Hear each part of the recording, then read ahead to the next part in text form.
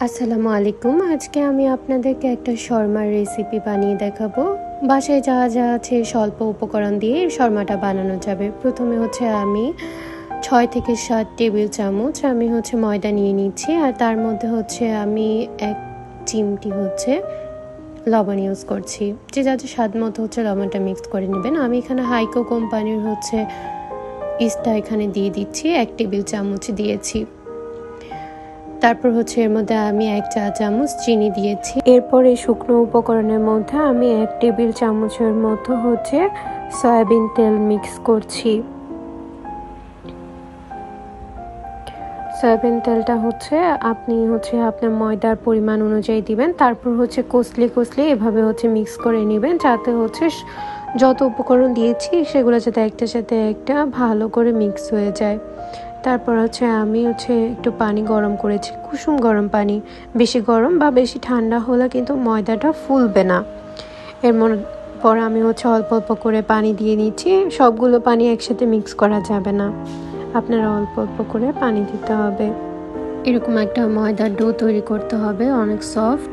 তারপর তেল দিয়ে এটা আলাদা জায়গায় রেখে দিবেন। তারপর আমরা যে পুরটা ওইটা রেডি করব। প্রথমে ব্রেস্ট চিকেন পিস নিয়েছি, তার মধ্যে লবণ, মরিচ, জিরা, হলুদ, পাশে যা যা উপাদান আছে এগুলোই দিবেন। তারপর ভাজা জিরার গুঁড়া, রসুন আর আদা দিয়ে দিবেন। এটা সম্পূর্ণ আপনার টেস্ট বারের উপর ডিপেন্ড করবে কতটা কোন পরিমাণে দিতে হবে। তারপর এখানে দুধ দিয়ে দিচ্ছি 1 চা চামচ। এরপর আমি ভিনেগার মিক্স করব, যাতে এটা দইয়ের মতো হতে পারে।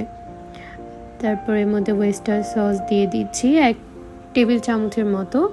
এরপর সয়া সস দিব 1 টেবিল চামচের মতো, দিয়ে ভালো করে আমি মিক্স করে নিচ্ছি। এর মধ্যে মরিচ দেওয়াতে হাত জ্বলতে পারে, আপনারা চামচের সাথে মিক্স করে নেবেন। তারপর এগুলোকে আমি বাটার দিয়ে আমি ভেজে নিচ্ছি।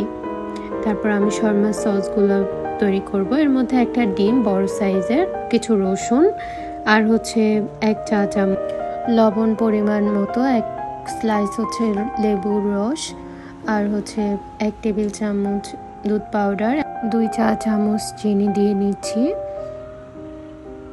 এরপর ব্লেন্ড করে নিব। তেলটা অল্প অল্প করে মিক্স করতে হবে, সব একসাথে দেওয়া যাবে না, তাহলে কিন্তু এটা ঠিক হবে না। আমি এখানে 1 কাপের মতো তেল দিয়েছি, সেটা রেকর্ড করতে ভুলে গিয়েছি, দুঃখিত। এরপর আমি এক সাইডে যে আটার ডোটা রেখেছি ওটা 2 থেকে 3 ঘন্টা পর ফুলে 3 গুণ হয়ে গিয়েছে। তারপর ভালো করে এগুলোকে প্রেস করতে হবে, যাতে ভিতরে যে বাতাস ছিল বের হয়ে যায়। এগুলোকে রুটির মতো এখন বেলে নিতে হবে। আমার এই ডোগুলো দিয়ে 4টা রুটির মতো হয়েছে। এটা একটু বেশ মোটা সাইজের হবে, বেশি পাতলা করা যাবে না রুটিটা। এর মধ্যে আমি বাটার ব্রাশ করে নিব। তারপর আমি রুটিগুলো দিয়ে দিয়েছি প্যানের মধ্যে, দিয়ে ভালো করে সেঁকে নিতে হবে। এর মধ্যে আমি যে সসটা রেডি করেছি, শর্মা সসটা দিয়ে দিচ্ছি। এটা যত বেশি দিবেন টেস্টটা তত বেশি হবে, আর আমার কাছে শর্মা সসটা বেশ মজা লাগে, তাই আমি বেশি পরিমাণে দিয়েছি। তারপর আমার ভেজে রাখা চিকেনগুলো এর মাছ বরাবর দিয়ে দিচ্ছি, যাতে আমার ফোল্ড করতে বেশ সুবিধা হয়। আর চিকেনটা আপনি যত বেশি দিবেন তত মজা হবে। আমি অনেকটুকু পরিমাণে দিয়েছি। তারপর এর মধ্যে আমি শসা কুচি দিয়ে দিচ্ছি। আর গাজরটা আমি ভাজি করার সময় দিয়ে দিয়েছি।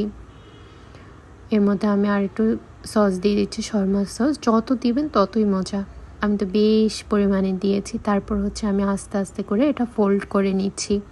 এটা সাবধানে ফোল্ড করতে হবে, তা না হলে কিন্তু ভিতরে যে পুরগুলো দিয়েছেন ওগুলো বের হয়ে যাবে। এর মধ্যে আপনি চাইলে র্যাপিং পেপার দিয়েও মোল্ড করতে পারেন, আর আমি এখানে ছিল না, তাই আমি নর্মালি ফোল্ড করেছি। দেন আমার শর্মা রেডি। টাটা।